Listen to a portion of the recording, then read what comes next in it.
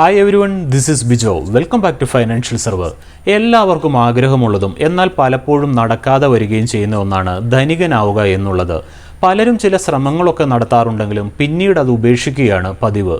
ഇന്ന് നമ്മൾ നോക്കുന്നത് 4 ബക്കറ്റ് തിയറിയാണ്. വളരെ പ്രശസ്തമാണ് 4 ബക്കറ്റ് തിയറി. പല ഫൈനാൻഷ്യൽ എക്സ്പേർട്സും ഇതേക്കുറിച്ച് പറഞ്ഞു പോയിട്ടുള്ളതാണ്. വീഡിയോയിലേക്ക് കടക്കുന്നതിന് മുമ്പായി 2-3 കാര്യങ്ങൾ പറയാം. ഫൈനാൻഷ്യൽ സർവർ എന്ന നമ്മുടെ ചാനലിൽ കുറുക്കു വഴികളൊന്നും തന്നെ പറയുന്നില്ല. അതുകൊണ്ട് തന്നെ നല്ല ക്ഷമയും കാലതാമസവും ഉണ്ടെങ്കിൽ മാത്രമേ ഇത്തരം കാര്യങ്ങൾ സാധ്യമാവുകയുള്ളൂ. ധനികരായിട്ടുള്ള ആരും ഒരു ദിവസം കൊണ്ട് ധനികരായിട്ടുള്ളവരല്ല. ചുരുക്കി പറഞ്ഞാൽ ഇന്നോ നാളെയോ നിങ്ങൾ ധനികരാവില്ല എന്നർത്ഥം. ഈ ടോപ്പിക്കിനെ കുറിച്ച് നിരവധി വീഡിയോകൾ ഉടൻ തന്നെ ഞാൻ അപ്ലോഡ് ചെയ്യുന്നതാണ്. എന്തെങ്കിലും മാജിക്ക് കാട്ടി ഇന്ന് തന്നെ പണക്കാരനാവാം എന്ന് കരുതി ഈ വീഡിയോ കാണുന്ന ആരെങ്കിലും ഉണ്ടെങ്കിൽ നിങ്ങൾക്ക് ഇപ്പോൾ തന്നെ സ്കിപ്പ് ചെയ്തു പോകാവുന്നതാണ്. നല്ല ക്ഷമയും അനുസരണയുള്ളവർക്ക് വേണ്ടി മാത്രമുള്ളതാണ് ഈ വീഡിയോ. അപ്പോൾ നമുക്ക് പാർട്ട് 1 ആയ 4 ബക്കറ്റ് തിയറി എന്താണെന്ന് നോക്കാം. പോകാം സ്ക്രീനിലേക്ക്.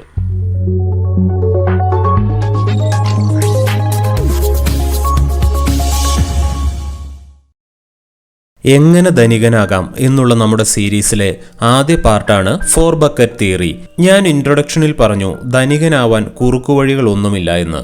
നമ്മുടെ സാമ്പത്തിക ആസൂത്രണം, അച്ചടക്കം, ക്ഷമ തുടങ്ങിയ കടമ്പകൾ കടക്കേണ്ട ആവശ്യം ഇതിനായുണ്ട്. ഈ വീഡിയോയിൽ പറയുന്ന കാര്യങ്ങൾ അതേപടി നിങ്ങൾ ചെയ്യണം എന്നല്ല ഞാൻ ഉദ്ദേശിക്കുന്നത്. നിങ്ങൾ ഈ വീഡിയോയിൽ പറയുന്ന കാര്യങ്ങൾ മനസ്സിലാക്കി നിങ്ങളുടേതായ രീതിയിൽ അതിനെ ഡൈവേർട്ട് ചെയ്താൽ മാത്രമേ നിങ്ങളിൽ ഒരു മാറ്റം ഉണ്ടാകാൻ നിങ്ങൾക്കാവുകയുള്ളൂ.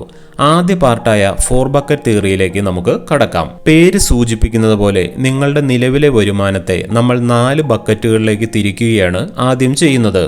ഇതിൽ ഒന്നാമത്തെ ബക്കറ്റിനെ നമുക്ക് സേഫ്റ്റി ബക്കറ്റ് എന്ന് വിളിക്കാം. പണം ഉണ്ടാക്കാൻ ശ്രമിക്കുന്നവർ പ്രധാനമായും മറന്നു പോകുന്ന ഒന്നാണ് സേഫ്റ്റി ബക്കറ്റ്. സേഫ്റ്റി ബക്കറ്റിൽ ഉണ്ടായിരിക്കേണ്ട ആദ്യത്തെ ഐറ്റം എമർജൻസി ഫണ്ടാണ്. നിങ്ങൾക്ക് ഒരു എമർജൻസി ഉണ്ടാകുന്ന പക്ഷം വിനിയോഗിക്കാൻ തീർച്ചയായും നിങ്ങൾക്കൊരു എമർജൻസി ഫണ്ട് ഉണ്ടായിരിക്കണം. കുറഞ്ഞത് നിങ്ങളുടെ 3 മാസത്തെ വരുമാനമെങ്കിലും ഒരു എമർജൻസി ഫണ്ടിനായി മാറ്റിവെക്കണം. കാരണം പലപ്പോഴും ഒരു എമർജൻസി വരുമ്പോഴാണ് നമ്മൾ മറ്റുള്ളവരിൽ നിന്നും പണം കടം വാങ്ങുന്നത്. അത് തിരിച്ചു കൊടുക്കാൻ പറ്റാതാവുമ്പോൾ മറ്റൊരാളോട് വാങ്ങി പഴയ കടം നമ്മൾ വീട്ടും. അങ്ങനെ റോളിംഗ് ആയിരിക്കും പലരുടെയും ജീവിതം. ആദ്യം തന്നെ അതിന് കടിഞ്ഞാണിട്ട് ഒരു എമർജൻസി ഫണ്ട് നിങ്ങൾ ഒരുക്കി വെക്കുക. രണ്ടാമതായി നമ്മുടെ സേഫ്റ്റി ഫണ്ടിൽ വേണ്ടത് ഒരു ആരോഗ്യ ഇൻഷുറൻസ് ആണ്. അപകടവും അസുഖവും ആർക്കും എപ്പോൾ വേണമെങ്കിലും വരാവുന്നതാണ്. അതുകൊണ്ട് തന്നെ ഒരു ആശുപത്രി ചിലവിലേക്കായി ഒരിക്കലും നിങ്ങളുടെ സേവിങ്സ് ചിലവാക്കാൻ നിങ്ങൾ ഇടവരുത്തരുത്. അതുകൊണ്ട് തന്നെ നിങ്ങൾക്ക് താങ്ങാവുന്ന രീതിയിലുള്ള ഒരു നല്ല മെഡിക്കൽ ഇൻഷുറൻസ് എടുക്കാൻ ശ്രമിക്കുക. മൂന്നാമതായി നിങ്ങൾക്ക് അത്യാവശ്യം വേണ്ടത് ഒരു ടേം പ്ലാൻ ആണ്. നമ്മൾ ധനികനാവുന്നത് ആർക്ക് വേണ്ടിയാണ്? നമ്മുടെ കുടുംബത്തിന് വേണ്ടിയാണ്. നിങ്ങൾക്ക് എന്തെങ്കിലും സംഭവിച്ചാൽ നിങ്ങളുടെ കുടുംബം ഉയർച്ചയിലേക്ക് പോകില്ല എന്ന് മാത്രമല്ല കടക്കെണിയിലേക്ക് പോകാനും സാധ്യതയുണ്ട്. അതുകൊണ്ട് തന്നെ നിങ്ങൾക്ക് എന്തെങ്കിലും സംഭവിച്ചാൽ കുടുംബം നല്ല രീതിയിൽ ജീവിക്കുന്നതിന് ഒരു ടേം ഇൻഷുറൻസ് അത്യാവശ്യമാണ്. നാലാമതായി വേണ്ടത് ഒരു ക്രിട്ടിക്കൽ ഇൽനെസ് കവറേജ് ആണ്. ഇന്ന് നമ്മുടെ നാട്ടിൽ സർവ്വസാധാരണമായി കണ്ടുവരുന്നതാണ് ക്യാൻസറും ഹാർട്ട് അറ്റാക്കും. ഇതിൻ്റെ ചിലവ് പലപ്പോഴും ഒരു ഹെൽത്ത് ഇൻഷുറൻസിന് നികത്താൻ കഴിയാറില്ല. കാരണം വളരെ ഭീമമായ തുക തന്നെ. അതുകൊണ്ട് തന്നെ ഒരു ക്രിട്ടിക്കൽ ഇൽനെസ് കവറേജ് നിങ്ങൾക്കുണ്ടെങ്കിൽ ചികിത്സാ ചെലവിന് പുറമെ ഒരു സാമ്പത്തിക സുരക്ഷിതത്വവും ഉറപ്പാക്കാൻ കഴിയുന്നതാണ്. ഈ 4 കാര്യങ്ങളും നിങ്ങളുടെ സേഫ്റ്റി ബക്കറ്റിൽ ഉണ്ടായിരിക്കണം. ഇതിൽ എമർജൻസി ഫണ്ട് ഒഴിച്ച് ബാക്കി 3 കാര്യങ്ങൾക്കും വർഷത്തിൽ മാത്രം പ്രീമിയം അടച്ചാൽ മതിയാകും. Medical insurance, term insurance, critical insurance എന്നിവ എല്ലാം ഒരു മാസത്തിൽ തന്നെ എടുക്കാതെ കുറഞ്ഞത് 2 മാസമെങ്കിലും ഗ്യാപ്പ് ഇട്ട് മാത്രം എടുക്കുക. കാരണം ഒറ്റയടിക്ക് നിങ്ങൾ പണം കണ്ടെത്തേണ്ട ആവശ്യം വരികയുമില്ല. എല്ലാത്തിനും 1 മാസം ഗ്രേസ് പീരീഡ് ലഭിക്കുകയും ചെയ്യും. അതുകൊണ്ട് തന്നെ സുഗമമായി ഇവ അടച്ചു പോകാൻ നിങ്ങൾക്ക് കഴിയുകയും ചെയ്യും. രണ്ടാമത്തെ ബക്കറ്റിനെ നമുക്ക് ഷോർട്ട് ടൈം ബക്കറ്റ് എന്ന് വിളിക്കാം. 5 വർഷത്തിൽ താഴെയുള്ള ഇൻവെസ്റ്റ്മെന്റ്സ് ആണ് നമ്മൾ ഇവിടെ സെലക്ട് ചെയ്യുന്നത്. ഇവിടെ നമ്മൾ വളരെ റിസ്ക് കുറഞ്ഞ ഇൻവെസ്റ്റ്മെന്റ് ആണ് നോക്കുന്നത്. നമ്മൾ ഇൻവെസ്റ്റ് ചെയ്യുന്നത് നമ്മുടെ ക്യാപിറ്റലിന് കോട്ടം തട്ടാത്ത വിധത്തിലാണ്. ഇതിനായി ആദ്യം തന്നെ നമുക്ക് കുറച്ച് ബ്ലൂ ചിപ്പ് ഷെയർസ് തിരഞ്ഞെടുക്കാം. ഇത് നമുക്ക് ഒന്നുകിൽ ഡയറക്റ്റ് ഷെയറിൽ ഇൻവെസ്റ്റ് ചെയ്യാം, അല്ലെങ്കിൽ മ്യൂച്വൽ ഫണ്ട് വഴി ഇൻവെസ്റ്റ് ചെയ്യാം. ബ്ലൂ ചിപ്പ് ഷെയർസ് ആയതുകൊണ്ട് നമുക്ക് റിസ്ക് വളരെ കുറവായിരിക്കും, ഒപ്പം ലിക്വിഡിറ്റിയും ഉണ്ടായിരിക്കും. അതുപോലെ തന്നെ റേറ്റിംഗ് ഏജൻസികളുടെ ഏറ്റവും ഉയർന്ന റേറ്റിംഗ് ഉള്ള FDകളിൽ നമുക്ക് തുക നിക്ഷേപിക്കാവുന്നതാണ്. മൂന്നാമത്തെ ബക്കറ്റിനെ നമുക്ക് ലോങ് ടൈം ബക്കറ്റ് എന്ന് വിളിക്കാം. ഇത് ഒരു റിസ്കി ഇൻവെസ്റ്റ്മെന്റ് ആണ്. ഇവിടെ നമ്മൾ ലോങ് ടൈമിലേക്കാണ് ഇൻവെസ്റ്റ്മെന്റ് ചെയ്യുന്നത്. ഇവിടെ നമ്മൾ ആദ്യം ചെയ്യുന്നത് സ്മോൾ ക്യാപ്പിലും മിഡ് ക്യാപ്പിലുമായിട്ടുള്ള ഷെയറുകളിൽ ഇൻവെസ്റ്റ് ചെയ്യലാണ്. വളരെ ചെറിയ തുകയ്ക്ക് പെന്നി ഷെയർസ് നമുക്ക് വാങ്ങാൻ ലഭിക്കുന്നതാണ്. ഇതിൽ റിസ്ക് ഉണ്ടെങ്കിലും വളരെയധികം ലാഭമുണ്ടാകാനുള്ള സാധ്യതയും ഏറെയാണ്. രണ്ടാമതായി നമ്മൾ ചെയ്യുന്നത് അൺലിസ്റ്റഡ് കമ്പനികളിൽ ഇൻവെസ്റ്റ് ചെയ്യുക എന്നതാണ്. അതായത് വളരെ മികച്ച കമ്പനികളിൽ ചിലത് ലിസ്റ്റ് ചെയ്യാത്തതുണ്ട്.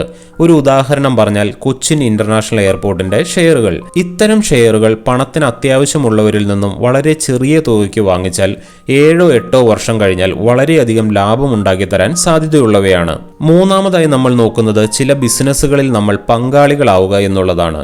നമുക്ക് വിശ്വസിക്കാവുന്ന ആളുകളോടൊപ്പം ബിസിനസ് പങ്കാളിത്തത്തിൽ ഏർപ്പെട്ടാൽ 6-7 വർഷം കൊണ്ട് വളരെയധികം ലാഭമുണ്ടാവാൻ സാധ്യതയുണ്ട്.